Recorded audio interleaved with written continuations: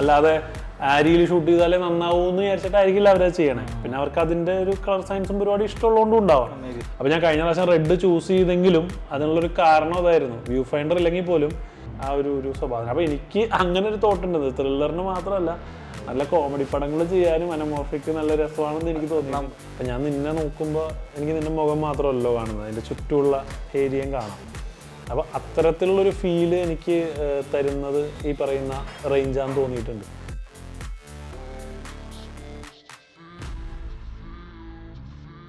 ശ്രീയേട്ടന് മുമ്പ് ഒരു കാര്യം എന്നോട് പറഞ്ഞിട്ടുണ്ട്, പേഴ്സണലി പറഞ്ഞാണ്, പറയാൻ പാടെന്ന് എനിക്കറിയില്ല. അയ്യോ, വേറൊന്നുമല്ല, പറയാൻ പാടില്ല, കട്ട് ചെയ്തോളാം. അതായത് നമ്മുടെ ഡിപ്പാർട്ട്മെന്റ് ആണ് ഭയങ്കര സ്റ്റൈലിഷ് ആയിട്ടുള്ളത്. നീ നോക്കിക്കോ, എല്ലാ ഡിപ്പാർട്ട്മെന്റ് എടുത്ത് നോക്കിയാലും നമ്മൾ ക്യാമറ എടുത്ത് നിൽക്കുമ്പോൾ എല്ലാവരും വന്ന് നോക്കിക്കും. ഷോ സിനിമയിൽ വർക്ക് ചെയ്യുന്ന അവർ ചോദിക്കുന്ന ഒരു മീം ഞാൻ കണ്ടു, അത് ഷെയർ ചെയ്തപ്പോൾ ലൈക്ക് ബാക്കി എല്ലാവരും ഹോംലെസ് ആയിട്ട് ഒരു യുദ്ധം കഴിഞ്ഞ പോലെ ഒരു ഷൂട്ട് തീരാറാവുമ്പോ നിങ്ങൾ ക്യാമറ ഡിപ്പാർട്ട്മെന്റ് വരെ ഷൂട്ടിന്റെ അവസാന ദിവസം വരെയും ഫുൾ സ്റ്റൈലായിട്ട് ജെല്ലൊക്കെ ഇട്ട് കൂളിംഗ് ഗ്ലാസ് ഒക്കെ വെച്ച് വരും. ഇത് എന്താണെന്ന്. അതെ, പക്ഷെ അത് കേൾക്കുമ്പോ കൂടെ നമ്മുടെ ഇപ്പൊ ഈ ലൈറ്റിങ്ങിന്റെ കേസ് മുതൽ നമ്മൾ ലൈറ്റ് ലിസ്റ്റ് ഇടണം, നമ്മുടെ മെറ്റീരിയൽസ് വാങ്ങിക്കണം, ഷോർട്ട് ഡിവിഷന്റെ കൂടെ പോയിരിക്കണം, പാലറ്റ് സെറ്റ് ചെയ്യണം. ഇപ്പോഴത്തെ സിറ്റുവേഷനിലാണെങ്കിൽ നമുക്കൊരു ടെസ്റ്റ് ഷോട്ട് അടിച്ച് ക്യാമറ ടെസ്റ്റ് ചെയ്ത് ക്യാമറയ്ക്ക് എന്തെങ്കിലും ഇഷ്യൂസ് ഉണ്ടോ എന്നൊക്കെ ചെക്ക് ചെയ്ത് ഫുൾ പണി എടുത്തിട്ടാണ് ഒരു സിനിമാറ്റോഗ്രാഫർ ഫസ്റ്റ് ഷോട്ട് വെക്കുന്നത്, ഒരു സിനിമയിലേക്ക് എത്തുന്നത്. ഷൂട്ടിങ് കണ്ടുകൊണ്ടിരിക്കുമ്പോൾ ഈ സെറ്റിൽ ഏറ്റവും എളുപ്പമുള്ള പണി ക്യാമറമാൻ്റെ ആണോ. വെറുതെ ഇരുന്ന് കൊടുത്താൽ ബാക്കി എല്ലാവരും അവര് ചെയ്തോളും എന്നിങ്ങനെ പറഞ്ഞു എന്ന് പറയണ്ടായി. അപ്പൊ അത് പുറത്തേക്ക് ആൾക്കാർക്ക് അത് അറിയാത്തോണ്ടായിരിക്കാം. ഈ പറഞ്ഞ പോലെ ഒരു സിനിമാറ്റോഗ്രാഫർ ഇതെല്ലാം ചെയ്തിട്ട് വന്നതെന്ന് ഞാൻ ഫുള്ളായിട്ട് പറയില്ല. കാരണം അതിന് കടപ്പെട്ടിരിക്കുന്നത് ഒരു ഫുൾ ടീമിനോടാണ്. ഈ ലിസ്റ്റ് ക്രിയേറ്റ് ചെയ്യുന്നു, ഷോർട്ട് ഡിവിഷൻ ചെയ്യുന്നു, അതെല്ലാം ക്രിയേറ്റീവ് സൈഡ് ഓഫ് തിങ്സ് ആണ്. അത് നമ്മൾ ഇരിക്കും. ലിസ്റ്റ് ക്രിയേറ്റ് ചെയ്യുന്നതിൽ നമ്മുടെ അസോസിയേറ്റിന്റെ എല്ലാം സഹായമുണ്ട്. അതുപോലെ ടെസ്റ്റ് ചെയ്യുന്നതിൽ തിങ്കളാഴ്ച നമുക്കറിയാലോ, ജോർജാണ് ചെന്നൈയിലൊക്കെ കാര്യം. അതിന് നമുക്ക് ഇവിടെ പ്രീ പ്രൊഡക്ഷൻ നടക്കുന്ന സമയം ചിലപ്പോൾ എനിക്ക് പോകാൻ പറ്റില്ല. അപ്പൊ നമുക്ക് വിശ്വസ്തമായിട്ടുള്ള ഒരാളെ നമ്മൾ പറഞ്ഞു വേണ്ടിയിട്ട് ഞാൻ ലൊക്കേഷൻ കാണാൻ പോയിട്ടുണ്ടായിരുന്നു. അതാണ്. അപ്പൊ അങ്ങനെ നമ്മള് ഇതൊരു ടീമിനെ സ്പ്ലിറ്റ് ചെയ്ത് കൊടുക്കുന്നതാണ്. അപ്പൊ നമ്മൾ കാണുന്നതിനെ അവരിലൂടെ കാണാൻ പറ്റുന്നുള്ള വിശ്വാസത്തിന്റെ പുറത്ത് വിടുന്നതാണ്. നമുക്ക് എല്ലാവരെയും വെറുതെ വിടാനും പറ്റില്ല. അപ്പം അങ്ങനെ ട്രസ്റ്റഡ് ആയിട്ട് നമ്മളൊരു ടീമിനെ ക്രിയേറ്റ് ചെയ്യും. നമ്മുടെ ഒരു ടീം എന്ന് പറയുന്നത് അത്ര ഇമ്പോർട്ടൻ്റ് ആണ്. അപ്പം അവർ പിന്നെ ഈ പറയുന്ന കുറച്ച് നമ്മൾ ബഡ്ജറ്റ് കൺസ്ട്രെയിനിൽ വർക്ക് ചെയ്യുന്നതുകൊണ്ട് ലാവിഷായിട്ട് സാധനങ്ങൾ വേസ്റ്റ് ചെയ്യരുത് എന്നുള്ളൊരു ഫിലോസഫി എനിക്കുള്ളത് കൊണ്ട് ഞാൻ എപ്പോഴും ഇതുവരെ എനിക്ക് വാങ്ങേണ്ടി വന്നിട്ടില്ല. കുറച്ച് മെറ്റീരിയൽസ് വാങ്ങിക്കഴിഞ്ഞാൽ ആ സിനിമ തീരുന്നവരെ അത് ഉണ്ടാവും. അത് തീർന്നിട്ടും അതിലൊരു 25% സാധനങ്ങളിൽ നമ്മൾ തിരിച്ച് പ്രൊഡക്ഷനെ ഏൽപ്പിക്കാറുണ്ട്. ഇതൊക്കെ ഉപയോഗിച്ചിട്ട് തിരിച്ച് വീണ്ടും റോൾ ചെയ്ത് വെച്ചിട്ട് ഇതെല്ലാം ഇനിയും വേണമെങ്കിൽ ഉപയോഗിക്കാം. അതെ. അതുകൊണ്ട് തന്നെ നമ്മളിപ്പോൾ അധികം ക്ലോത്ത്സും പരിപാടികളൊക്കെ യൂസ് ചെയ്യുമ്പോൾ അതെല്ലാം തിരിച്ചു കൊടുക്കാറുണ്ട്. പിന്നെ അവർക്ക് വേണ്ടാന്ന് പറഞ്ഞു കഴിഞ്ഞാൽ നമ്മുടെ പിള്ളേർക്ക് ആർക്കെങ്കിലും നിങ്ങൾ വർക്ക് ചെയ്യാൻ കൊണ്ടൊക്കോ എന്ന് പറഞ്ഞ പോലെ കൊടുക്കും. അതങ്ങനെ പോകുന്നത് എന്താണെന്ന് വെച്ച് കഴിഞ്ഞാൽ ഓൺ ലൊക്കേഷൻ നമ്മുടെ ഈ അസിസ്റ്റൻസ് ടീമാണ് ഇതെല്ലാം കൃത്യമായിട്ട് ഒന്നും കേടാവാതെയും വളരെ അവരോട് പറഞ്ഞിട്ടുണ്ട് ഷൂട്ടിന്റെ അവസാന ദിവസം വരെ. അതാണ് ആ വാക്ക് അവർ കേട്ടത്, അങ്ങനെ തന്നെ ഫോളോ ചെയ്യും. അവസാന ഫ്രെയിം അടിക്കുന്നത് ഉണ്ടല്ലോ, മറ്റേ ഓപ്പലിന്റെ ഒക്കെ ലാസ്റ്റ് ഫ്രെയിം അടിക്കുന്നത് ഷൂട്ട് തീരുന്നതിന് ഒരു 3 ദിവസം മുമ്പൊക്കെ ആയിരിക്കും. അതുവരെ അത്രയും നാളെ സേഫ് ആക്കി പിടിക്കും. കാരണം നമ്മള് കഥയൊന്ന് ചെയ്യുമ്പോ ബസ് ഏതോ മരത്തിന്റെ ചില്ലേമ പോയി ഇടിച്ചിട്ട് ഫ്രെയിംസ് എല്ലാം മേലെയായിരുന്നു, അതെല്ലാം വലിഞ്ഞ് കീറിപ്പോയി. അപ്പൊ അങ്ങനത്തെ ചില സാഹചര്യം വരും. അപ്പോഴും നമുക്കൊരു ഫ്രെയിമിങ്ങിൽ അടിക്കാൻ ബാക്കി ഉണ്ടാവുന്ന ഈ റിസർവ് വെച്ചേക്കണോണ്ടാ. അപ്പം ഒന്നാമത് നമ്മൾ ബെയർ മിനിമം വേണ്ട സാധനമേ പറയാറുള്ളൂ. അപ്പൊ ആ സാധനം മാക്സിമം സേഫ് ആയിട്ട് അവസാനം വരെ ഉപയോഗിക്കാനാ പറയാറ്. അപ്പൊ അത് ഈ നല്ലൊരു ടീമുള്ളതുകൊണ്ട് അവരത് കൃത്യമായി ഫോളോ ചെയ്യുന്നതുകൊണ്ട് അതങ്ങനെ നിൽക്കാറുണ്ട്. ടീമിന്റെ കാര്യം പറഞ്ഞുകൊണ്ടിരിക്കുന്നതാണ്. ഗാഫർ എന്നുള്ള വേർഡ് നമ്മൾ പറയില്ലേ, പുറത്തൊക്കെ ഫ്രീഡം അല്ല, പുറത്തൊക്കെയാണ് ഗാഫർ എന്ന് പറയുന്നത്. അസോസിയേറ്റ് എന്നുള്ള കൺസെപ്റ്റ് ആണ്. അതായത് സിനിമാറ്റോഗ്രാഫർ, ഇപ്പൊ സിനിമാറ്റോഗ്രാഫറിന് ഒരു പനി പിടിച്ചാൽ കയറി ഷൂട്ട് ചെയ്യാൻ കേപ്പബിൾ ആയിരിക്കണമല്ലോ ഒരു അസോസിയേറ്റ്. അപ്പൊ അസോസിയേറ്റ് എത്രത്തോളം ഇമ്പോർട്ടന്റ് ആണ് ഒരു സിനിമാറ്റോഗ്രാഫർക്ക്? അതില്ലാതെ വർക്ക് ചെയ്യാൻ പറ്റും. അത് ഭയങ്കര ഇമ്പോർട്ടന്റ് ആണ്. ഇല്ലാതെ വർക്ക് ചെയ്യാൻ പറ്റുമോ എന്ന് ചോദിച്ചു കഴിഞ്ഞാൽ ഇല്ലാതെ ഞാൻ വർക്ക് ചെയ്തിട്ടൊക്കെ ഉണ്ട്. ചെറിയ ഒരു ദിവസത്തെ പരിപാടിയോ അല്ലെങ്കിൽ 2 ദിവസത്തെ പരിപാടിയൊക്കെ പോലെ ചെറിയ നമ്മളെ ചിക്കിങ്ങിന്റെ അങ്ങനത്തെ എന്തെങ്കിലും സാധനമൊക്കെ ചെയ്തിട്ടുണ്ട്. പക്ഷെ അത് ബഡ്ജറ്റും അങ്ങനെയെല്ലാം അനുസരിച്ചിരിക്കും. ഞാൻ എൻ്റെ അസോസിയേറ്റിന് നല്ലപോലെ പേ ചെയ്യണം എന്ന് വിചാരിക്കുന്ന ആളാണ്. അപ്പോൾ ആ ബഡ്ജറ്റ് പ്രൊഡക്ഷൻ അത് മീറ്റ് ചെയ്യാൻ പറ്റുന്നില്ലെങ്കിൽ പരമാവധി നമ്മൾ അവരെ വിളിച്ച് ആ രീതിക്ക് വർക്ക് പണിയെടുപ്പിക്കേണ്ടതെന്ന് വിചാരിക്കും. അപ്പോൾ അതല്ലെങ്കിൽ അവർക്കത് കിട്ടുന്ന രീതിയിലുള്ള വർക്കുകൾക്കാണ് വിളിക്കാറ്. അപ്പം അതും വെരി ഇമ്പോർട്ടൻ്റ് ആണെന്ന് പറയാൻ കാര്യം എന്താണെന്ന് വെച്ച് കഴിഞ്ഞാൽ, ഒന്നാമത് നമ്മുടെ പ്രഷർ ഉണ്ടല്ലോ, ഞാൻ നേരത്തെ പറഞ്ഞ ലോസ്റ്റ് ആയിരിക്കും. അപ്പോൾ കുറേ കാര്യങ്ങൾ നമുക്ക് ഒരു റിലാക്സ് ചെയ്യാൻ പറ്റുന്നത് അവരെ ഏൽപ്പിച്ചിട്ട് ലൈറ്റിംഗ് ടൈമിലൊക്കെയാണ്. അപ്പോൾ നമുക്കുള്ള ഡിസ്കഷനിൽ ഇരിക്കുമ്പോൾ ലൈറ്റിംഗ് ചെയ്യും. അതെ അതെ. അപ്പോൾ അതായത് എനിക്കിടയ്ക്ക് ഒരു ദിവസം പനി വന്നിട്ട് ഒരു ദിവസം ഒറ്റ ദിവസം ഞാൻ മറ്റേ ഡ്രിപ്പ് ഇട്ടിട്ട് ഹോസ്പിറ്റലിൽ കിടക്കായിരുന്നു. അപ്പൊ അതെ, അപ്പൊ അത് പറഞ്ഞപ്പോ എനിക്ക് ഓർമ്മ വന്നതാ. അപ്പൊ അന്ന് നമുക്ക് ഈ പരിപാടി മുന്നോട്ട് പോകണമല്ലോ, അതിന് വേണ്ടിയിട്ട്. കാരണം അത് ബാക്കിയുള്ളവരെ എങ്ങനെ നോക്കി കാണാൻ അറിയില്ല. എനിക്ക് നല്ല കോൺഫിഡന്റ് ആയിരുന്നു അത് ഓക്കെ ആണെന്ന്. കാര്യം എന്താ വെച്ച് കഴിഞ്ഞാൽ അതില് എന്റെ കൂടെ ഇത്രയും ദിവസം ഉണ്ടായത് കൊണ്ടും എങ്ങനെയാണ് അതെ അതെ അതെ എന്തൊക്കെയാണ് യൂസ് ചെയ്തിരുന്നത്, നമ്മൾ ഓരോ സീന് എങ്ങനെയാണ് ലൈറ്റ് ചെയ്തുകൊണ്ടിരുന്നിരുന്നത്, എന്ത് ഡിഫ്യൂഷൻസ് അധികം യൂസ് ചെയ്തത് ഫേസിൽ, കീ ലൈറ്റിന്, അങ്ങനത്തെ കാര്യങ്ങളൊക്കെ അവർക്കറിയാം. അപ്പൊ വലിയ മാറ്റമൊന്നും വരാനില്ല ആ ഒരൊറ്റ ദിവസം. പിന്നെ ഡയറക്ടറുമായിട്ടുള്ള ഒരു കൊളാബറേഷനിലാണല്ലോ ചെയ്യണേ. അപ്പൊ ഇവരും ഡയറക്ടറായിട്ട് സംസാരിച്ചിട്ടൊക്കെ ഉണ്ടാവുമല്ലോ. അതെ അതെ അതെ. അപ്പൊ ആ ഒരു ദിവസം ആൾക്കത് എനിക്ക് പകരം അത് ഒരു പ്രശ്നമില്ലാതെ ചെയ്തെടുക്കാൻ പറ്റി. അപ്പൊ അത് ആ ഒരു സിറ്റുവേഷനിൽ അത് ഭയങ്കര ഇമ്പോർട്ടൻ്റ് ആണ്. രണ്ടാമത് ഞാൻ പറയുന്നത്, അനൂപിന് ശേഷം 1-2 പടങ്ങൾ പിന്നെ അനൂപ് ഇൻഡിപെൻഡന്റ് ആയിട്ട് പോയി. അതെ അതെ അതെ അതെ. അപ്പൊ അതിനുശേഷം പിന്നെ എൻ്റെ കൂടെ വർക്ക് ചെയ്യാൻ തുടങ്ങിയതാണ് രമേശ് ഏട്ടൻ. രമേശ് ഏട്ടനായിട്ട് ആദ്യം സ്റ്റാൻഡപ്പ് ചെയ്യുമ്പോഴാണ് പുള്ളി വന്നത്. അപ്പൊ ആ സമയത്ത് പുള്ളി ആദ്യം ഞാൻ പരിചയപ്പെട്ടപ്പോൾ ആള് കുറച്ചും കൂടി ഏജ് വൈസ് സീനിയറാണ്. ഭയങ്കര എക്സ്പീരിയൻസ് ഉള്ള ആളാണ്. 10-17 വർഷം എങ്ങാണ്ട് 17 വർഷം എങ്ങാണ്ട് സിനിമയിലൊക്കെ വന്നിട്ട് അത്രയും നാള് യൂണിറ്റിൽ നിന്നൊക്കെ സ്റ്റാർട്ട് ചെയ്ത് പിന്നെ എസ് കുമാർ സാറിന്റെ കൂടെയൊക്കെ വർക്ക് ചെയ്തിട്ട് അങ്ങനെയൊക്കെ ടീമിന്റെ കൂടെയൊക്കെ വർക്ക് ചെയ്തിട്ട് വരുന്ന ഒരാളാണ്. അപ്പം നമ്മുടെ മെയിൻ ഒരു ഡൗട്ട് ഇതായിരുന്നു, പുള്ളി ആയിട്ട് എങ്ങനെ ജെല്ലാവും അറിയില്ല. അങ്ങനെ വന്നു, മീറ്റ് ചെയ്ത് സംസാരിച്ചെല്ലാം കഴിഞ്ഞിട്ട് വർക്ക് ചെയ്യാൻ ഫസ്റ്റ് ഡേ വന്നു. ഫസ്റ്റ് ഡേ വർക്ക് ചെയ്തപ്പോൾ പരിപാടി ഒറ്റയടിക്ക് സെറ്റായി. ഭയങ്കര റിലാക്സ്ഡ് ആയി. എനിക്ക് ആ ഫസ്റ്റ് ഡേ ഉണ്ടാവുന്ന ആ ഒരു പ്രഷർ ഉണ്ടല്ലോ, ആ ഒരു കൺഫ്യൂസ്ഡ് സ്റ്റേറ്റ്, അത് പുള്ളി കുറച്ച് വന്നു ഒറ്റയടിക്ക്. ഫസ്റ്റ് സീൻ ലൈറ്റപ്പ് ചെയ്തപ്പോഴേക്കും അത് ഫസ്റ്റ് സീൻ ലൈറ്റപ്പ് ചെയ്ത് അത് ഫ്രെയിമിൽ കാണുമ്പോഴാണ് എനിക്കൊരു സമാധാനം വരാറ്. ഓക്കെയാണ്, അതെനിക്ക് ഡയറക്ടറുടെ സൈഡിൽ നിന്നും ഓക്കെ അല്ലേ, ഹാപ്പി ആണെന്ന് കേട്ട് കഴിഞ്ഞാൽ ഞാൻ സെറ്റാവും. അപ്പോൾ അത് ഏത് ഷൂട്ടിന് എപ്പോൾ ഷൂട്ട് ചെയ്താലും അങ്ങനെയാണ്. First day first frame light ചെയ്ത് ഡയറക്ടറുടെ ഭാഗത്ത് നിന്ന് ഓക്കെ ഒരു ഗ്രീൻ സിഗ്നൽ കിട്ടി കഴിയുമ്പോഴാണ് എനിക്കൊരു സമാധാനം എത്താറ്. അപ്പോൾ അത് എനിക്ക് ഈസി ആയിട്ട് അച്ചീവ് ചെയ്യാൻ പുള്ളി ഉണ്ടായപ്പോൾ പറ്റി. പിന്നീട് അങ്ങോട്ട് ഉള്ള എല്ലാ വർക്കിലും അതുകൊണ്ട് പുള്ളി ഉണ്ട്. അപ്പം അതിനുശേഷം എനിക്ക് തോന്നും നിങ്ങളുടെ കെമിസ്ട്രി. അതെ അതെ, എനിക്ക് തോന്നുന്നു 4 വർഷമായിട്ട് ഇപ്പോൾ പുള്ളിയുടെ കൂടെ ഉണ്ട്. പിന്നെ ഉറപ്പായിട്ടും ഈ അസോസിയേറ്റിന്റെ ഇമ്പോർട്ടൻസ് ഞാൻ പറഞ്ഞു. അപ്പം പുള്ളി എനിക്ക് പകരം ഷൂട്ട് ചെയ്തില്ലെങ്കിൽ പോലും എനിക്ക് പുള്ളി ഉള്ളപ്പോൾ ഒരു കാര്യം എന്ന് പറഞ്ഞാൽ വെച്ചാൽ, മുമ്പ് അല്ലെങ്കിൽ ഞാൻ ലൈറ്റിങ് നടന്നുകൊണ്ടിരിക്കുമ്പോൾ ഫുൾ ടൈം ലില്ലിയൊക്കെ ചെയ്യുമ്പോൾ ഞാൻ സെറ്റ് ചെയ്ത് തന്നെ ഉണ്ടാവാറുണ്ട്. ലൈറ്റ് വെക്കുന്നതും പിടിക്കുന്നതൊക്കെ നോക്കി ഞാൻ ഇങ്ങനെ ഇരിക്കും. ഒരു എത്ര കൺജസ്റ്റഡ് റൂമാണെങ്കിലും അതിൻ്റെ ഉള്ളിൽ. പുള്ളി വന്നേ പിന്നെ എനിക്ക് വന്നൊരു മാറ്റം എനിക്ക് ഫീൽ ചെയ്തത്, പുള്ളിയുടെ അടുത്ത് എന്താ വേണ്ടേ പരിപാടി എന്ന് പറഞ്ഞു കൊടുത്തിട്ട് ഞാനൊരു 1/2 മണിക്കൂർ അവിടെ പുറത്ത് പോയി സമാധാനമായിട്ട് കാറ്റുകൊണ്ടിരിക്കും. ഒന്ന് റിലാക്സ് ആയി ഫ്രഷായി വന്നിട്ട് നോക്കും അപ്പം എന്താണ് ചെയ്തു വെച്ചേക്കണേ, ഇതിലെന്ത് കറക്ഷൻസാണ് വേണ്ടത്, ആ ഒക്കെ പരിപാടികൾ ചെയ്താൽ മതി.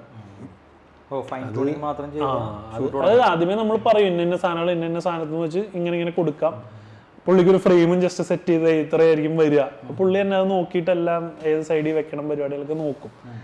അപ്പൊ അത് ഭയങ്കര ഹെൽപ്ഫുള്ളാണ്. അതുകൊണ്ട് ഞാൻ ആ നിലയ്ക്ക് കുറച്ച് സ്പോയിൽഡ് ആയി എന്നും പറയാം. അതുകൊണ്ട് പുള്ളി ഇല്ലെങ്കിൽ എനിക്ക് ഭയങ്കര ബുദ്ധിമുട്ടാണ്. അത് അതെ അതെ ഭയങ്കര എന്തോ ഒരു ബുദ്ധിമുട്ടാണ്. അപ്പൊ പുള്ളി ഉണ്ടെങ്കിൽ ഭയങ്കര സമാധാനമാണ്, കുറച്ച് പ്രഷർ എൻ്റെ അടുത്ത് നിന്ന് പോയി കിട്ടും. അപ്പോൾ ആ നിലയ്ക്ക് അസോസിയേറ്റ് എന്ന് പറഞ്ഞാൽ ഭയങ്കര ഇമ്പോർട്ടൻ്റ്. ഇപ്പം ഗ്യാഫറിൻ്റെ കേസ് പറഞ്ഞ പോലെ, ഗ്യാഫർ ഇപ്പം നമുക്കിപ്പം നോർത്തിലേക്ക് പോയാൽ ബോളിവുഡിലും ഒക്കെ കോമൺ ആണ്, ഇവിടെയും പലരും യൂസ് ചെയ്യുന്നുണ്ട്. ലൈക്ക് ഗ്യാഫർ കുറച്ചും കൂടെ ഒരു യൂണിറ്റിൻ്റെ സൈഡിൽ നിന്നുള്ള ഒരു ചീഫ് പോലെ ആയിരിക്കും. കാരണം ഗ്യാഫറെ സംബന്ധിച്ച് ഗ്യാഫറുടെ പിള്ളേരായിരിക്കും മൊത്തം യൂണിറ്റില്ല. അപ്പോൾ അയാൾക്കത് മാനേജ് ചെയ്യാം, അവരെ കൊണ്ട് കാര്യങ്ങൾ ചെയ്യിപ്പിക്കാനും അതെ അതെ അതെ അതെ കുറച്ച് ലൈറ്റിങ്ങിനെ പറ്റി സെൻസിബിലിറ്റി ഒക്കെ ഉള്ള പോലെ അങ്ങനത്തെ കൈൻഡ് ഓഫ് ഒരു ഒരു പൊസിഷനാണെന്നാണ് ഞാൻ മനസ്സിലാക്കണത്. കാരണം ഞാൻ ഗ്യാഫർ വെച്ച് വർക്ക് ചെയ്തിട്ടില്ല, അവർക്ക് പറഞ്ഞു കേട്ടതും വായിച്ചെടുത്തതുമായിട്ടുള്ള അറിവുകൾ വെച്ച് പറയാണ്. അപ്പം ഞാൻ നോക്കുമ്പോൾ ഇപ്പം എൻ്റെ കൂടെ വർക്ക് ചെയ്യുന്ന രമേശ് ഏട്ടൻ ടെക്നിക്കലി അത് തന്നെയാണ്, ഞാൻ ചീഫ് അസോസിയേറ്റ് എന്ന് പറഞ്ഞാണ് വിളിക്കുന്നതേ ഉള്ളൂ. അപ്പം ബേസിക്കലി പുള്ളി ചെയ്യുന്ന ജോലിയും ഏറെക്കുറെ അത് തന്നെയാണ്. കാരണം പുള്ളിക്കും യൂണിറ്റിൽ വർക്ക് ചെയ്ത എക്സ്പീരിയൻസ് ഉള്ളതുകൊണ്ട് പുള്ളിക്ക് അറിയാം ആൾക്കാരെ നിർത്താൻ. അപ്പൊ ഒരു ലൈറ്റ് അവിടെ വയ്ക്ക് അല്ലെങ്കിൽ ഇതിന്റെ മേലെ എന്ന് പറയുമ്പോൾ നമ്മുടെ ലൈറ്റ് യൂണിറ്റിലെ പുതിയ പയ്യന്മാരാരെങ്കിലും അവിടെ വയ്ക്കാൻ ചേട്ടാന്ന് പറയുമ്പോൾ രമേശ് ചേട്ടാ പറയാം അതൊന്നും അറിയുന്നത് നീ ഇത് ഇങ്ങനെ എടുത്തിട്ട് ഇങ്ങനെ വെച്ചാൽ മതി, അല്ലെങ്കിൽ പറയാം അവിടെ ഒരു ലൈറ്റ് ഒക്കെ ഇരിക്കണം, ഡീനോ ഒക്കെ ഇരിക്കണം, ഇവിടെ മാറ്റണം ക്ലിയർ ചെയ്യടാന്ന് പറയും. അപ്പൊ ഓരോരുത്തരും തുഴഞ്ഞു ഓരോ കേബിൾ ഈ ഇവന്മാരോട് പണ്ടുകാരെ തട്ടി തോളി കെട്ടിട്ട് എടുത്തോണ്ട് പോകും. പിന്നെ പുള്ളിക്ക് ഒരു 6 അടി പൊക്കവും നല്ല മസിലൊക്കെ മാടപ്രാവിന്റെ മനസ്സാണ് ഞാൻ സംസാരിച്ചത്. ഭയങ്കര കാമാണ്, കണ്ടാ നമ്മൾ പിടിക്കും എന്നൊക്കെ തോന്നുന്നു. പക്ഷെ വർക്ക് ചെയ്തപ്പോ ഭയങ്കര പിടിച്ച് ഞെക്കുന്ന ഇടങ്ങളെ പിള്ളേര്, വേറൊന്നും പറയില്ല, ബലം പിടിക്കും. തിങ്കളാഴ്ച ചെയ്യുമ്പോ അത് അതില് മറ്റേ രാഹുൽ എന്ന് പറഞ്ഞിട്ടൊരു അസിസ്റ്റന്റ് ഉണ്ടായിരുന്നു. അവൻ പിന്നീട് മുംബൈയില് വലിയ വലിയ പരിപാടികളൊക്കെ ചെയ്യാണവൻ.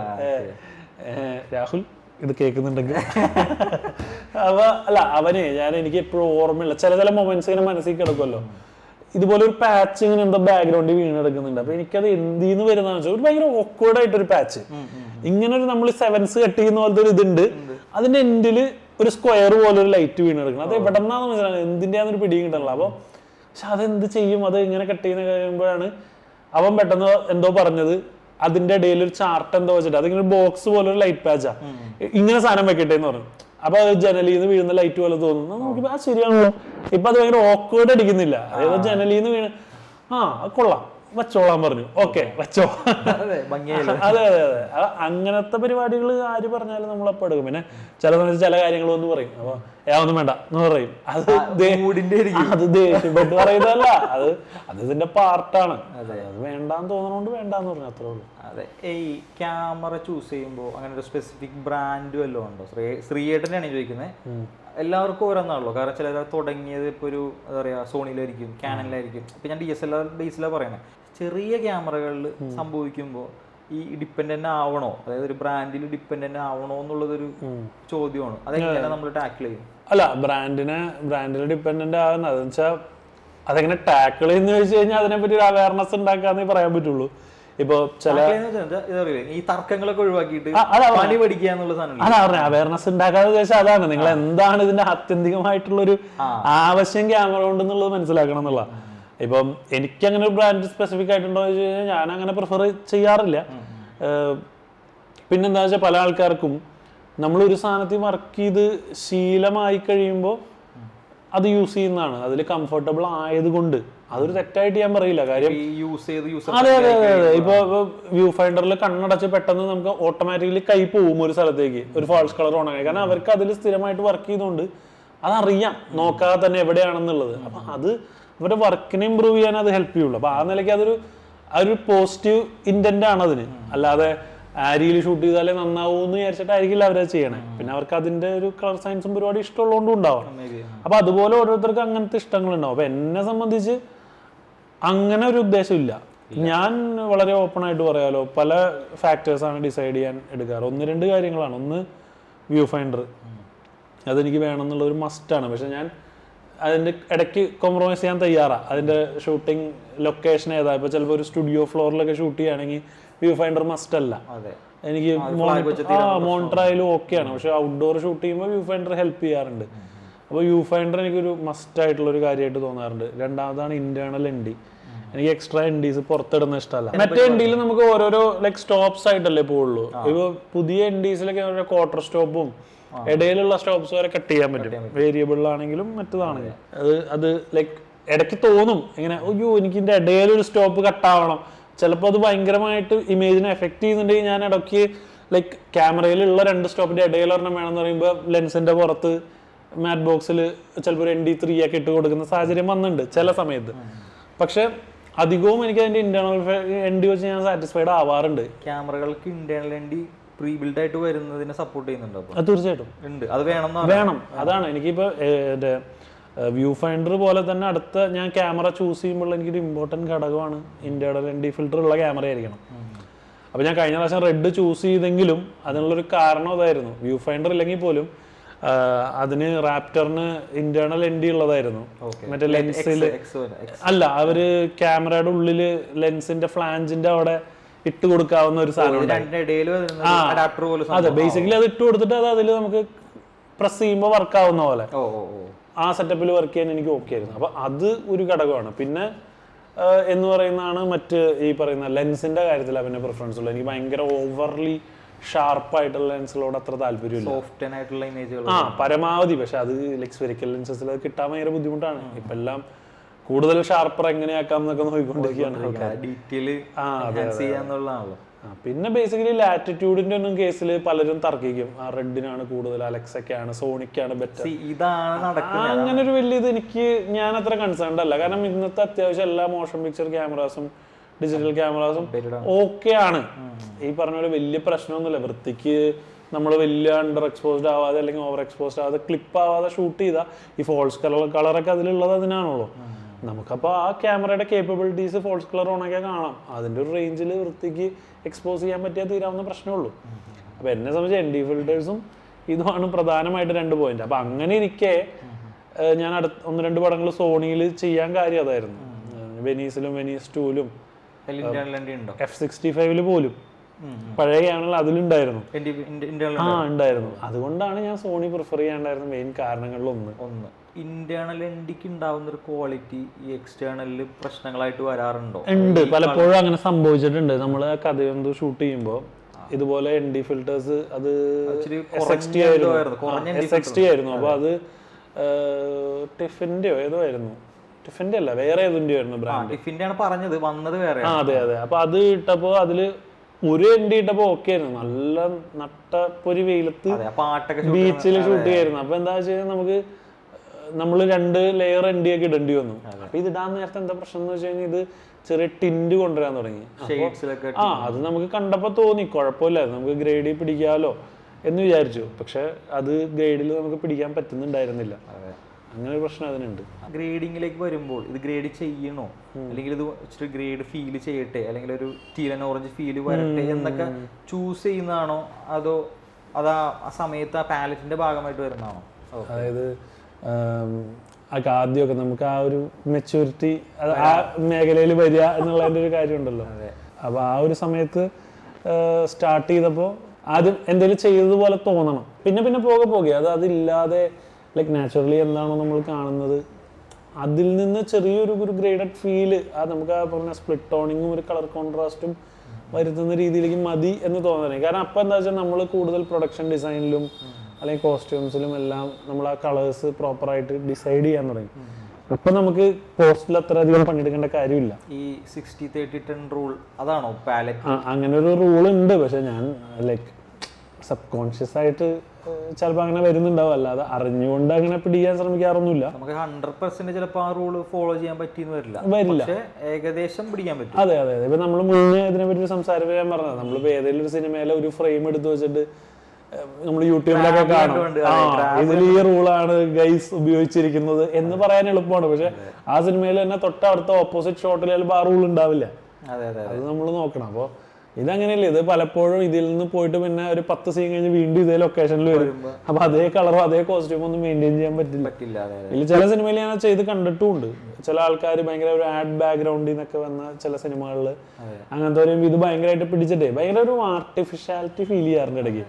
ലൈക്ക് എല്ലാം പ്രോപ്പറായിട്ട് എവിടെ പോയാലും ലൊക്കേഷൻസിലൊക്കെ ആ കളർ മെയിൻറ്റെയിൻ ചെയ്തിട്ട് ഒരു നീല അല്ലെങ്കിൽ ടീൽ കളറിലുള്ള ഒരു ടീൽ എലമെന്റ് ഉള്ള വീട് എപ്പോഴും ഉണ്ടാവും. അല്ലെങ്കിൽ ചിലപ്പോൾ പുറത്ത് പോകുമ്പോൾ വേറെ എന്തെങ്കിലും ഒരു ചോരായിരിക്കും ആ കളറിൽ.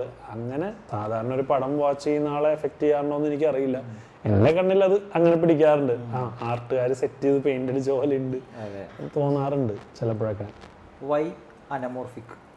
എന്തുകൊണ്ട് എപ്പോൾ നോക്കിയാലും അനമോർഫിക്?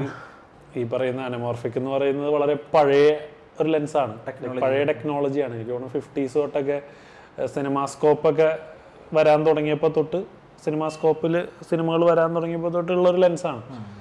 അപ്പോൾ ആ സമയത്തെ ഇതുണ്ട്. പിന്നീട് അതിലും സുപ്പീരിയർ ക്വാളിറ്റി സ്ഫെറിക്കൽ ലെൻസസിന് പ്രൊവൈഡ് ചെയ്യാൻ പറ്റും എന്നുള്ളത് വന്നപ്പോൾ ഡെവലപ്പായി തുടങ്ങിയപ്പോൾ വീണ്ടും സ്ഫെറിക്കലിലേക്ക് ആൾക്കാർ മൂവായി തുടങ്ങി. അപ്പം ആ ഒരു പരിപാടി നമ്മൾ തിങ്കളാഴ്ച ഞാൻ പറഞ്ഞല്ലോ ഒരു പഴയ ലുക്ക് ആൻഡ് ഫീൽ വേണം എന്നുള്ള ഒരു ഡയറക്ടറുടെ ഒരു സജഷന്റെ ഭാഗമായിട്ടാണ് നമ്മളപ്പോൾ അതുകൊണ്ട് അനമോർഫിക് ചൂസ് ചെയ്യാം. അതും പഴയ അനമോർഫിക് ലെൻസ്, ഫിലിമെല്ലാം ഷൂട്ട് ചെയ്ത കാലത്തെ അനമോർഫിക് ലെൻസ് ചൂസ് ചെയ്യാന്ന് വിചാരിച്ചത്. മാത്രമല്ല മോഡൽ പഴയതാണെന്നാണോ ലെൻസേ പഴയതാണ്. അപ്പോൾ അതുപോലെ തന്നെ അത് ചെറിയ ടൈറ്റ് സ്പേസസിലൊക്കെയാണ്. അനമോർഫിക്കിന് കുറച്ച് കവറേജ് കൂടുതലായിരിക്കും. അപ്പോൾ ഇൻഡോഴ്സ് എല്ലാം വളരെ ടൈറ്റ് കൺജസ്റ്റഡ് ഇൻഡോർ സ്പേസസിലൊക്കെയാണ് ഷൂട്ട് ചെയ്തത്. അപ്പോൾ അവിടെ കുറച്ചും കൂടെ കവറേജ് ഒക്കെ കിട്ടിയാൽ ഒരു 35-24 അതാണ്. അപ്പം അത് ഒരു ഒരു ഒരു ഒരു റീസൺ ആയിരുന്നു അത് ഷൂട്ട് ചെയ്യാൻ. രണ്ടാമത് പിന്നെ നമ്മൾ യൂസ് ചെയ്തത് അടുത്ത സിനിമ ഓൾട്ടോ ചെയ്തപ്പോൾ ഓൾട്ടോയ്ക്ക് ആ ഒരു വെസ്റ്റേൺ ഒരു ലുക്കും അതുപോലെ ലാൻഡ്സ്കേപ്പ് നല്ലപോലെ ക്യാപ്ചർ ചെയ്യണമായിരുന്നു. നല്ല വൈഡായിട്ട് ലാൻഡ്സ്കേപ്പ് ക്യാപ്ചർ ചെയ്യണം. അതുപോലെ ആ സിനിമയ്ക്ക് ഒരു സെൻറ്റർ ഫ്രെയിംഡ് ഫ്രെയിമിങ്ങും പരിപാടികളൊക്കെ ആയിരുന്നു അധികം, സെൻറ്റർ വെയ്ഡായിട്ടുള്ള രീതിയിൽ. അപ്പോൾ അത് അനമോർഫിക്കിൽ അത് ഭയങ്കര രസമാണ്. ഒരു കർവേച്ചർ ഉണ്ടാവും അനമോർഫിക്കിൽ. എപ്പോഴും സെൻറ്റർ ഇതിലേക്കായിരിക്കും ഫോക്കസ് അധികം നിൽക്കുക, എഡ്ജസിലേക്ക് ചെറിയ ബ്ലർ വരും എല്ലാ സൈഡിലും. അതൊരു സ്പ്ലിറ്റഡ് ബ്ലറാണ്, ചുമ്മാ ഒരു ബൊക്കെയല്ല, ഒരു RGB സ്പ്ലിറ്റ് ഉള്ള പോലത്തെ ഒരു ഭംഗിയാണ് അതിന് കാണാൻ. അപ്പം ഇതെല്ലാം ഉള്ള റീസൺ കാരണം കൊണ്ടും പിന്നെ നൈറ്റ് ഉണ്ട് അതിന് വരുന്ന ഒരു ത്രില്ലർ, ചെറിയൊരു ത്രില്ലർ സ്വഭാവവും അങ്ങനത്തെ ഒരു നിയോൺ ലൈറ്റിന്റെ ചെറിയ പരിപാടികളൊക്കെ ഉള്ളതുകൊണ്ട് ആ ഫ്ലെയറിംഗ് ഒക്കെ രസമായിരിക്കും തോന്നി. അങ്ങനത്തെ ഒരു സ്വഭാവം ഉള്ളതുകൊണ്ട് നമ്മൾ ഈ പറയുന്ന western Hollywood kind of look and feel അപ്പോൾ ഉള്ള ചെറിയ എലമെന്റ്സ് ആണല്ലോ ഈ ഫ്ലെയർ ഒക്കെ. സണ്ണിന്റെ ക്ലിയർ കാണുന്നതിനേക്കാളും കൂടുതൽ ആ നൈറ്റുള്ള പോർഷൻ ഇല്ലേ, അതിലാ പോലീസുകാർ നടക്കുമ്പോ പോസ്റ്റിലുള്ള ലൈറ്റിന്റെ ഫ്ലെയർസ് ഉണ്ട്, നല്ല ഭംഗിയുണ്ട്. അത് ഒരു ലൈറ്റ് അല്ലല്ലോ, സണ്ണിന്റെ ഒറ്റ ഫ്ലെയർ അല്ലേ, ഇത് 4-5 ലൈറ്റ് ഉള്ളതുകൊണ്ട് 4-5 ഫ്ലെയർ ഇങ്ങനെ അടിക്കുന്നുണ്ട്, നല്ല രസമുണ്ടായിരുന്നു. അപ്പം അതുകൊണ്ടൊക്കെയാണ് നമ്മൾ ആ ലെൻസിലേക്ക് പോയത് ആ പടം ചെയ്യാൻ നേരത്ത്. അതല്ല, കണ്ടിന്യൂസ് ആയിട്ട് അനമോർഫിക് തന്നെ പോയിക്കൊണ്ടിരിക്കണം. അതാണ് അല്ല, അത് കഴിഞ്ഞാൽ പിന്നെ പത്മിനി ചെയ്തപ്പോ സ്ഫെറിക്കൽ ലെൻസ് ആയിരുന്നല്ലേ. കാരണം ആ സിനിമയ്ക്ക് അതാണ് ആവശ്യം. അതൊരു ലൈക്ക് ഒരു ബ്യൂട്ടി ലുക്കായിരുന്നു ആ സിനിമയ്ക്ക് വേണ്ടതെന്ന് തോന്നിയത് കൊണ്ട് കുറച്ച് അങ്ങനെ പോയി. പിന്നെ വീണ്ടും ഇപ്പൊ അതിനുശേഷം ലാസ്റ്റ് പടം ചെയ്തപ്പോ അത് അനമോർഫിക് ആയിരുന്നു. അതാണ് ചോദിച്ചത്, സ്വാഭാവികമായിട്ട് എന്ത് പറയുമ്പോൾ അനമോർഫിക്കിൽ ചെന്ന് നിൽക്കുന്നത്. ആ സിനിമയുടെ കോള് കുറച്ചും കൂടെ ലൈക്ക് എന്താ പറയുക, ഒരു ഇമോഷണൽ ഒന്നും പറയാൻ പറ്റില്ല, അത്ര ഒരു കോളായിരുന്നു. നമ്മൾ തിങ്കളാഴ്ചത്തിന്റെ ഒക്കെ ഒരു സ്പേസിൽ നിൽക്കുന്ന സിനിമയാണ് ഇപ്പൊ ചെയ്ത് കഴിഞ്ഞ സിനിമ. അപ്പൊ അതായിരുന്നു ഒരു പെർട്ടിക്കുലർ റീസൺ. അല്ലാതെ അനമോർഫിക് ലുക്ക് ആ സിനിമയ്ക്ക് പ്രത്യേകിച്ചൊന്നും ആഡ് ചെയ്യുന്നൊന്നുമില്ല. ഞാൻ അങ്ങനെ എല്ലായ്പ്പോഴും അങ്ങനെ എന്ത് ലെൻസ് കൊണ്ട് കിട്ടുന്ന അങ്ങനെയൊന്നും ചിന്തിക്കുന്ന ആളൊന്നുമല്ല. ചില സമയത്ത് ആ ലുക്ക് ആൻഡ് ഫീലിന്റെ രസത്തിന് വേണ്ടിയും കൂടിയാണ്. അപ്പം എനിക്ക് അധികം ഈ ലൈക്ക് അതൊരു കോൺട്രാസ്റ്റിംഗ് തോട്ടാണ് കേട്ടോ. അതാണ് അതിൻ്റെ കാര്യം എന്നൊന്നും പറയില്ല, ഓരോരുത്തർക്ക് പേഴ്സണൽ ടേസ്റ്റ് ആണല്ലോ. അപ്പോൾ അനമോർഫിക് അധികവും ത്രില്ലേഴ്സിനും പരിപാടിക്കൊക്കെ പ്രിഫർ ചെയ്യാറുണ്ട്, അതിൻ്റെ ആ ഫ്ലെയറിങ്ങും ലുക്കൊക്കെ. പക്ഷെ എൻ്റെ പേഴ്സണൽ തോട്ട് കോമഡി പടങ്ങൾക്ക് അനമോർഫിക് ഭയങ്കര രസമായിരിക്കും തോന്നിയിട്ട്. കാര്യം അനമോർഫിക് ഒരു ഡിസ്റ്റോർട്ടഡ് ഫീൽ ആണല്ലോ. അപ്പോൾ ഈ സിനിമയിലും ഞാൻ ചിന്തിച്ചൊരു കാര്യം അതായിരുന്നു, നമ്മൾ അതുപോലെ ആലോചിച്ചൊരു കാര്യം, ക്യാരക്ടേഴ്സൊക്കെ വളരെ ഡിസ്റ്റോർട്ടഡ് ആൻഡ് ക്രൂക്കഡ് ക്യാരക്ടേഴ്സാണ്. ഒരു നമ്മൾ പറയുമ്പോൾ ലൈക്ക് വളരെ ഇമ്മോറൽ ആയിട്ടുള്ള ഒരു കാര്യം സംശയിച്ച് ഒരു ആവശ്യമില്ലാത്ത രീതിയിൽ അവരുടെ തോട്ട്സ് ഡിസ്റ്റോർട്ടഡാ. അപ്പൊ ആ ഒരു രീതിയിലുള്ള ഒരു ഡിസ്റ്റോർഷൻ ലെൻസിങ്ങിലും ഇമേജിലും വന്നാൽ ചിലപ്പോൾ രസമായിരിക്കും എന്നുള്ളൊരു തോട്ടും തോന്നിയായിരുന്നു. ലൈക്ക് അതൊക്കെ നമ്മുടെ മനസ്സിലുള്ള രസത്തിനുള്ള തോന്നല്, ഇതൊന്നും കാണുന്ന ആൾക്കാർക്ക് എത്ര അങ്ങോട്ട് കൺവേ ആവുന്നു എനിക്കറിയില്ല. അതെ. അപ്പൊ ഇത്തരം ചിന്തകളുടെയൊക്കെ ലൈക്ക് നമുക്ക് ഒരു ഡിസിഷൻ മേക്ക് ചെയ്യാൻ കുറച്ച് കാരണങ്ങൾ വേണമല്ലോ. അപ്പൊ നമ്മളായിട്ട് ചിന്തിച്ചു കൂട്ടുന്ന കുറച്ച് കാരണങ്ങൾ ഇതൊക്കെയായിരുന്നു. ഇത് മറ്റേ ജോക്കറിന്റെ ഒരു ലുക്കിൽ വരുന്നില്ല, അതൊക്കെ ഡിസ്റ്റോർട്ടഡ് ആയിട്ട് കാണുമ്പോൾ ഒരു ഫീൽ. അതാ കാരണം ഒരു കോമഡി ത്രില്ലർ കൈൻഡ് ഓഫ് പടം തന്നെയാണ് എന്തായാലും ഓൾട്ടോയും. ഇപ്പൊ ലാസ്റ്റ് ചെയ്ത പടമാണെങ്കിലും കോമഡി ത്രില്ലർ കൈൻഡ് ഓഫ് സാധനമാണ്, ഒരു ഫണ്ണി പരിപാടിയാണ്. അപ്പോൾ അതിന് ഈ ക്യാരക്ടേഴ്സിനെ നമ്മൾ സെന്ററായിട്ട് ഫ്രെയിം ചെയ്തിട്ട് നമ്മൾ കുറച്ചും കൂടെ അവരുടെ അടുത്തൊക്കെ നിൽക്കുമ്പോൾ കിട്ടുന്നൊരു ഫീൽ ഉണ്ടല്ലോ, കാണാൻ തന്നെ ഫണ്ണി ആയിട്ട് കുറച്ച് തോന്നും. സോ അതെല്ലാം ഈ സ്റ്റോറി ടെല്ലിങ്ങിനെയും ഹെൽപ്പ് ചെയ്യും ആ ഒരു സ്വഭാവം. അപ്പൊ എനിക്ക് അങ്ങനെ ഒരു തോട്ടുണ്ട്, ത്രില്ലറിന് മാത്രമല്ല നല്ല കോമഡി പടങ്ങൾ ചെയ്യാനും അനമോർഫിക് നല്ല രസമാണെന്ന് എനിക്ക് തോന്നി. സിനിമാറ്റോഗ്രാഫർ എടുക്കുന്ന ടേക്കിനനുസരിച്ചിട്ടിരിക്കും, ആക്ഷൻ അനുസരിച്ചിട്ടിരിക്കും. അതെ, ഏത് റേഞ്ചിൽ ഷൂട്ട് ചെയ്യുന്നു, എവിടെ ക്യാമറ പ്ലേസ് ചെയ്യുന്നു എന്നുള്ളതൊക്കെ അനുസരിച്ചിരിക്കും. എന്തുകൊണ്ട് തിങ്കളാഴ്ച നിശ്ചയം അത്ര ഒരു വാം ടോണിലോട്ട് പഞ്ച് ചെയ്ത് ഗ്രേഡ് ചെയ്ത? ഞാൻ എൻ്റെ ഒരു ആർട്ട് വർക്ക് ഈ രീതിയിലാണ് കൺസീവ് ചെയ്തേക്കുന്നത്, അല്ലെങ്കിൽ ഇങ്ങനെയാണ് കാണുന്നത് എന്നുള്ള കാര്യം. ആ ഒരു പാലറ്റ്, നമ്മൾ അതിന് ചൂസ് ചെയ്ത പാലറ്റും ആ വേൾഡ് മൊത്തത്തിൽ വാമാണ്. ആ വിജയൻ എന്ന് പറയുന്ന ക്യാരക്ടർക്ക് എല്ലാ കോസ്റ്റ്യൂംസും വാം കളേഴ്സ് അവിടത്തേക്കാണ്. അത് മൊത്തത്തിൽ അയാൾ ഭരിക്കുന്ന ഒരു വേൾഡാണ്, അയാളുടെ ഒരു മൊത്തത്തിലുള്ള ട്രെൻഡ്. അതുകൊണ്ട് ഒരു വാം ഫീൽ ആകെ അതിൽ സുജ എന്ന് പറയുന്ന ക്യാരക്ടറും അങ്ങനെ ചിലരുമാണ്. മകൻ അയാളുടെ, അവനെ നിങ്ങൾ ശ്രദ്ധിച്ചേക്കണം, അവൻ ലൈക് കൂൾ ടോൺ കോസ്റ്റ്യൂംസിലായിരിക്കും. അപ്പൊ ആ ഫ്രെയിമിൽ അവര് നിൽക്കുമ്പോൾ അവർക്ക് പ്രത്യേക ഒരു പോപ്പിംഗ് ഉണ്ട്.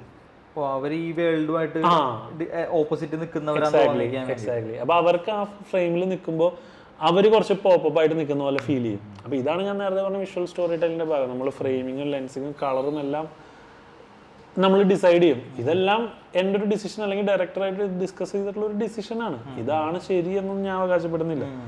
ശ്രീയേട്ടന് ഏത് ഫോക്കൽ ലെങ്ത് ആഡ് ചെയ്യുമ്പോഴാണ് ഇമോഷൻസ് പ്രോപ്പറായിട്ട് കിട്ടുകയെന്ന് ഫീൽ ചെയ്യാറ്? അതിപ്പോൾ അമലിനടുത്ത് പറഞ്ഞിട്ടുണ്ട്, എനിക്കൊരു ഒരാളുടെ ഫേസിലേക്ക് ഒരു 100 mm വെക്കുമ്പോഴാണ് എനിക്ക് ആ ഇമോഷൻസ് ഭയങ്കരമായിട്ട് കാണുക. കാരണം കണ്ണിൻ്റെ മൂവ്മെൻറ്റ്സും മനസ്സിലേക്ക് കിട്ടാറുണ്ടെന്നുണ്ട്. ശ്രീയേട്ടൻ അങ്ങനെ എന്തെങ്കിലും ഒരു സ്പെഷ്യൽ ലെൻസോ അങ്ങനെ എന്തെങ്കിലും ഫോക്കൽ ലെങ്തോ അങ്ങനെ എന്തെങ്കിലും ഉണ്ടോ?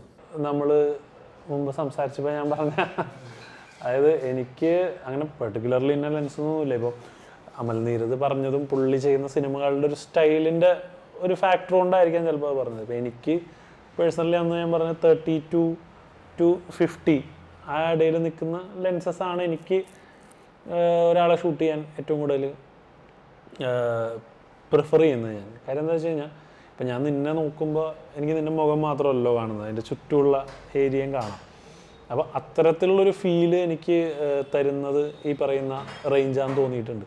അപ്പോൾ ഞാൻ ചെയ്യുന്ന സിനിമകൾ ഇപ്പോൾ അധികമായിട്ടും സന്ന ഹെഗ്ഡേയോട് കൊളാബറേറ്റ് ചെയ്യുന്നുണ്ട്. പുള്ളിയുടെ സിനിമകൾക്കുള്ളൊരു സ്റ്റൈലുണ്ട്, ഒരു റിയലിസം മെയിൻറ്റെയിൻ ചെയ്യണമെന്ന് ആഗ്രഹിക്കുന്ന കൈൻഡ് ഓഫ് ഫിലിം മേക്കറാണ്. അപ്പോൾ പുള്ളിക്ക് വേണ്ട ഒരു സാധനം എന്താണെന്നുള്ളത് എനിക്കറിയാം. അപ്പോൾ അതുകൊണ്ട് ഒരാളെ കാണുമ്പോഴും അയാളുടെ അടുത്ത് നിൽക്കുമ്പോഴും ഞാൻ ആ പ്ലേസിൽ നിന്ന് നമ്മൾ നോക്കുകയാണെന്നുള്ളൊരു ഫീല് വരുത്താൻ നോക്കാറുണ്ട്. ഇപ്പോൾ തിങ്കളാഴ്ച വിഷയത്തിൽ കണ്ടപ്പോൾ പലരും പറഞ്ഞത് ആ ലൊക്കേഷനിൽ തന്നെ അവിടെ നിന്ന് ആ ഒരു വേൾഡിൽ നിന്നിട്ട് ചുറ്റും നോക്കി ഒബ്സർവ് ചെയ്യുന്ന പോലെ ഉണ്ടായി എന്നിങ്ങനെ പറയാറുണ്ടായി. അപ്പോൾ അതിനുള്ളൊരു പ്രധാന റീസൺ അതാണ്. കാര്യം ആ സിനിമയുടെ ഒരു 80% ഷൂട്ട് ചെയ്തത് ഒരു 50 mm ലെൻസിലാണ്, 80-90%. അപ്പം അത് ഒരു റീസൺ ആയിരുന്നു. അപ്പം നമ്മൾ ദൂരെ നിന്ന് ഒരു ഒബ്സർവറായിട്ട് നിന്ന് ദൂരേന്ന് നിന്നെ കാണുന്ന പോലെ അല്ലാതെ അവിടെ വന്ന് നിന്ന് തൊട്ടടുത്ത് നിൽക്കുന്നൊരു ഫീലിംഗ് ഉണ്ടല്ലോ. അപ്പം അത്തരത്തിലുള്ളൊരു ഒരു ഒരു ഫീല് ക്രിയേറ്റ് ചെയ്യാൻ എനിക്കെപ്പോഴും നല്ലത് ആ ലെൻസസ് ആണെന്ന് തോന്നിയിട്ടുണ്ട്. അതുകൊണ്ട് ഞാൻ അധികവും ആ റേഞ്ചാണ് പ്രിഫർ ചെയ്യാറ്.